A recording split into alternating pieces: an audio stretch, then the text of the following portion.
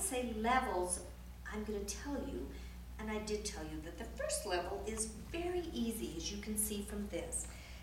On the internet, on our website, it will be listed each week, the words that they're going to receive. Now, right now, our level 1 words have added a little bit of difficulty because our students are ready for that. Those markings that you're going to see are actually the rules of the English language. If a child is on level 1, they will also be exposed to level 2 and very possibly level 3, depending on the structure of the day. But you will see some markings on these level 2 words that have gotten progressively harder this year as we progressed. And those are the rules. Every day they get 3 new words, and we dissect and break them down per word about all the rules in that word. So if a child is on level 2, they will also be exposed to level 3. And you will see that the complexity and the number of words increases. Level 3 is exposed also to level 4. So that they're always exposed to a little bit more difficult, complex word. However, we want the student to be with the level of words that they will meet in a book. It won't be of any benefit to them to be on level 4 if they're not yet reading. They need to be on the level of words that they're going to meet in a book, so they will be able to read those words. Now, along with that, we are teaching cursive, because cursive was also abandoned in the 1920s, and cursive is much easier to write, much more beautiful to read. It connects in the brain. We don't have the problem of, oh, where does that word end and where does the next one begin, and I can't tell, because each word is connected. Then when they write another word, there's a drop and a connection with the letters in each word. So they're learning cursive through a systemized method of learning cursive, and on our website, there's our cursive manual that you can go and look at and follow along with your child day by day as these phonograms come stapled to their tracking sheet, so you can help them practice writing. There's a correct way to hold a pencil, and you will watch in videos that are made, and your teacher can help tell you how your child can hold a pencil correctly, because at home you'll want to help that. At the same time that they are learning how to write and how to read, we're also incorporating all the grammar, all the nouns, adjectives, articles, verbs, and all the concepts of the charts that you might see on the wall in this room. Now, all these charts that are on the walls we talk about, they will not have these in their notebook until they are on level 4. But they still are exposed, and we talk about suffixes and prefixes and phrases and homonyms and clauses and verbs and pronouns and 1-1-1 rule, where we teach them how to know whether we're going to double the last consonant. As in this chart right here, this chart tells us that if we have a 1-syllable word ending in one single vowel, one single consonant, and we're adding a vowel suffix, we double the last consonant. Our 2-1-1 rule right beside it is another rule that will help them to know when they're adding suffixes. We've been working on Final Y this last few weeks, and that shows them what to do when we have a word that ends in Final Y. Now, they wouldn't be exposed to that until they're in this particular class watching level 3. So in one class, we could have level 1 and 2 given, and in another class, level 3 and 4. The children that are on level 2 in another class could then come in and join the class that's going. So when your child gets to level 2, she will also get to come and see all the charts and be involved in that. Now still, the teacher in the other room does the verbal of nouns, adjectives, articles, verbs, adjectives, adverbs, so that they can understand all the grammar as we're going. And through repetition and choral repetition with the children, so it's not just teachers lecturing, it's we say it, they say it, constantly, all morning. They are using their vocal cords, and they are moving from this desk to that line and back here, and they're jumping up to answer a question, and they're saying out loud these rules, so they're expending great amounts of energy. Feed them well, because They are definitely going to be tired by the end of the day because it's so interactive. Okay, so with that, they're being just entrenched in the reading, writing, spelling, composition type in the morning. In the afternoon is where we have the hands-on with math. Now, math through the Montessori philosophy is always hands-on until they get to be around 6-ish, 7-ish, and then the brain gradually phases out and phases into abstractions, not so much concrete. So in our preschool programs, it's heavily hands-on, and having had your child in the preschool, you will know that they're manipulating hundreds, thousands, and tens and ones. And in this level, they're exposed to it, but as their brain matures, they're led to the abstractions because that's where the brain wants to go. Now, I'm going to talk a little bit about a classical education. In the afternoon, we do math and our cultural topics, and I want to talk about those cultural topics in light of a classical education. We all know what a classical movie is, what a classical book is. It just means the best of the best. In our world, about 80 years ago, worldwide, a classical education was dropped or phased out. Why? I don't know, but it was. Most of the great world leaders from the beginning of the inception of recorded history were taught classically. Thomas Jefferson, Plato, Socrates, worldwide. It was not just an American thing, and it's been abandoned. So let me talk about what that was that we let go of that we shouldn't have. Once again, it's a three-pronged approach, and it's a brain approach. They didn't know it. At that point, they didn't know for sure why they were doing things because they didn't have the knowledge that we have today. But here's the facts. In the first 12 years of life, and basically school years, well, we believe children start learning the moment that they're in the mother's arms. So school starts the moment that they are in the mother's arms because they're learning to talk. They're learning every aspect of civilization and how we behave and what we do.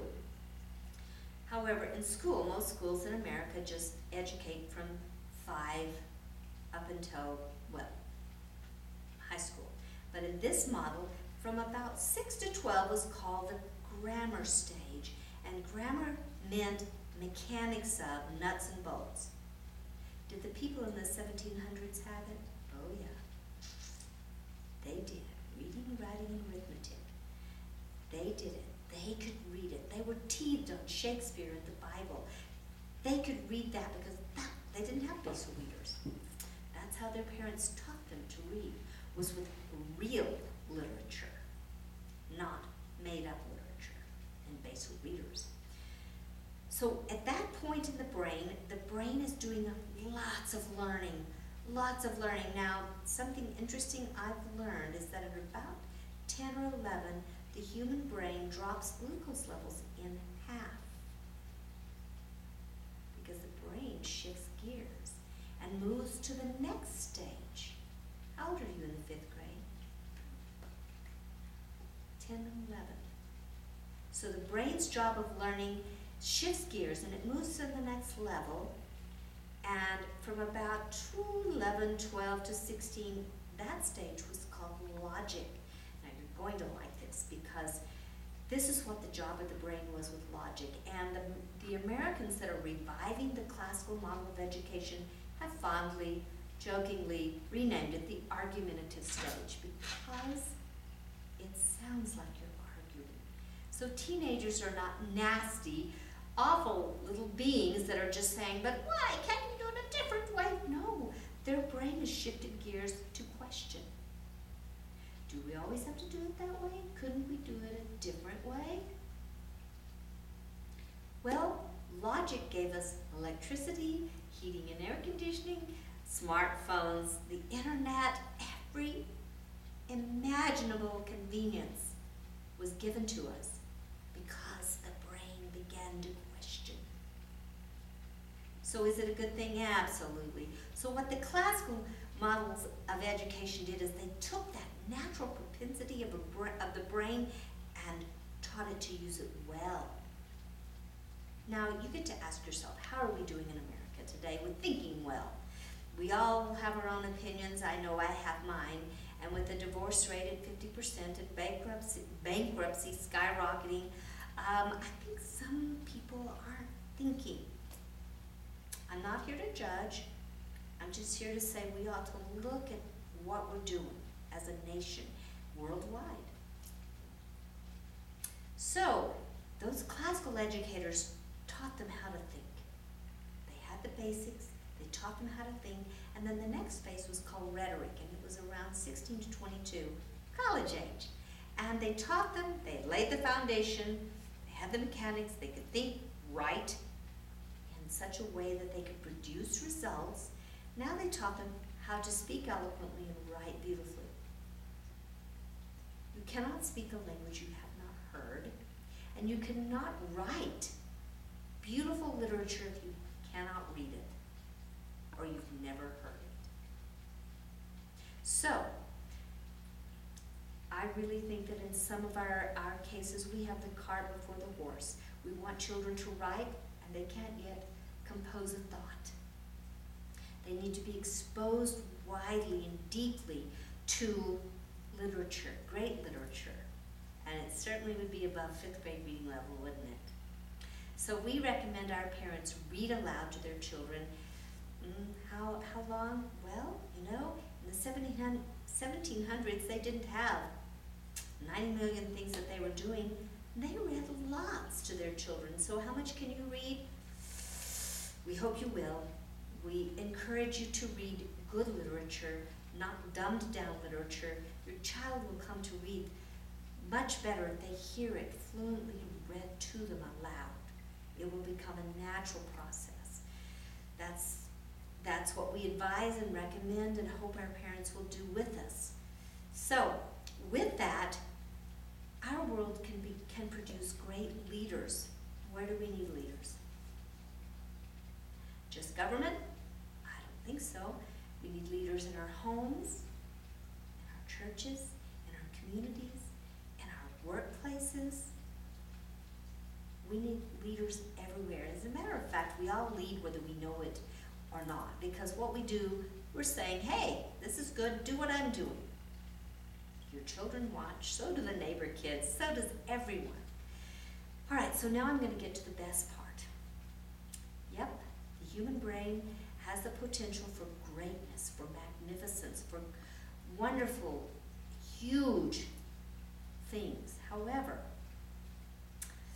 intelligence isn't just the end-all be-all, I don't think. Have you known an intelligent con artist or thief or cheat? I have. Yeah, they're generally extremely brilliant. But brilliance isn't all that we want to do here at Montessori. We want to help your child to want to be a noble human being. So we drench this environment in right and wrong. And how do we do that? To want to get your child to be the kind of human that is compassionate and caring and brave and courageous and will stand for morals and principles.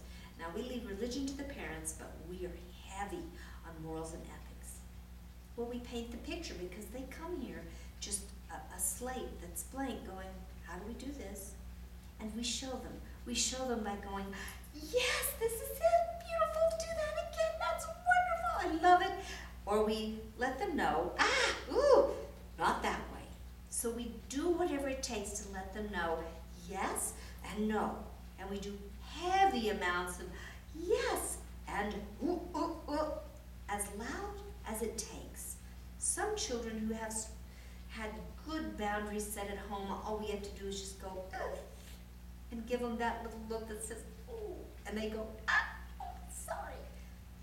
Other children that might be confused because their parents haven't known how to establish those clear boundaries will be very clear with them. And if it takes being dramatic and acting loud like, oh no, we will. So they go, oh, they all want to be correct. They want to fit in.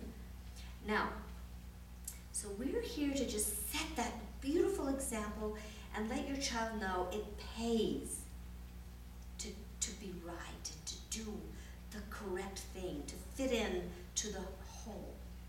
And that consequences might make it not so much fun if they choose and continue to choose behavior that is not conducive to the good of the whole. And we will point out, could we all roll our pencil on our desk? Go ahead, everybody, roll your pencil. Oh, could I teach? And they'll laugh and go, no. And I will go, if we all can't do it, then none of us can do it. So the one child that was inadvertently rolling the pencil and not thinking gets the picture of, okay. So they learn to think. I'm impacting people around me, which is a great skill and a necessary one. All right, so we also want to lead them to greatness. You can lead a horse to water, but you cannot make it drink. It's true. You can't force your child to want to be a good human being either. You can preach and you can threaten and you can cajole and you can urge and you can plead, but it didn't work with us, did it? No, it has to come from within here, that desire to be a great human being, not just a smart one, but a good one. It has to come from within. How do we do that? Well, together we're going to do it because we're going to read classical literature written at least no later than the 1930s or 40s and before, because that classical literature taught morals and ethics. A Little Princess, Pollyanna, Little Lord Fauntleroy. Beautiful classical books that paint the picture of this is how we should live. If you haven't read them, I urge you to. They're beautiful. I cannot keep from crying. And anytime I want to be a better human being, I read Pollyanna all over again because I'm going, I need to be like this fictional character that's 12. They need heroes. You will be dead when they think you're a hero.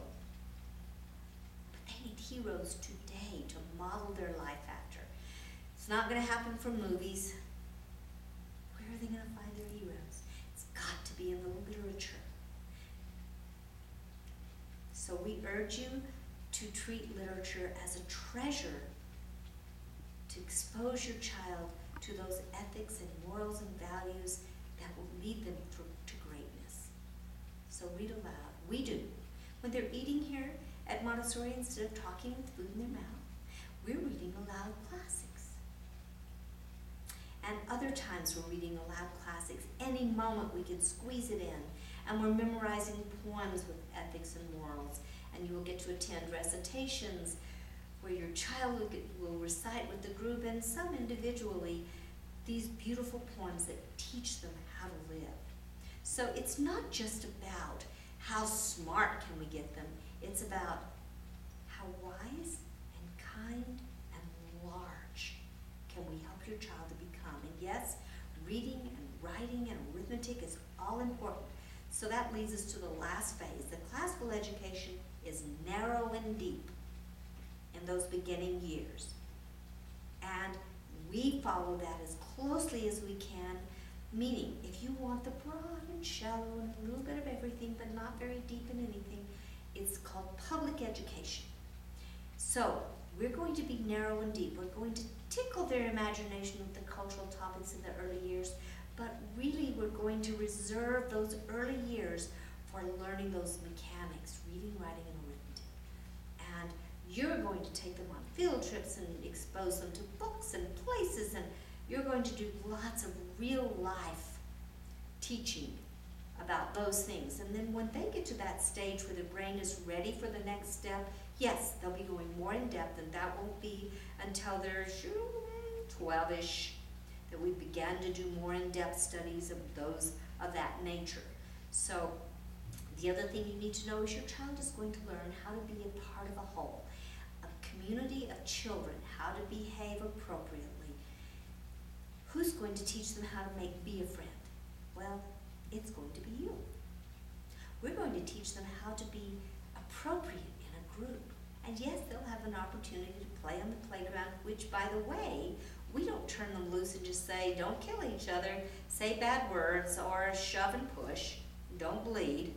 No, we have organized games for each level of physical maturity. So we have 3 levels on our playground and 3 teachers with organized games happening at this age, so that they're not just trying to figure out what they should and shouldn't do, they're playing together.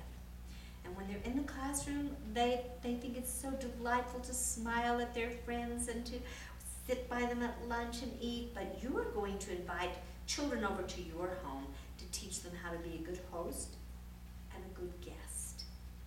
So in a nutshell, you've gotten the basis of what we're here to do. And I hope you got the picture that it's not just about intelligence, but that it's the whole ball of wax. It's the whole child. His intelligence, his emotional ability, his social ability, his soul, or her soul, that we're interested in. Now today, the person that's with you will speak with you about how you would get your child started should you decide that this is the environment that you want for your child. Thanks for attending today.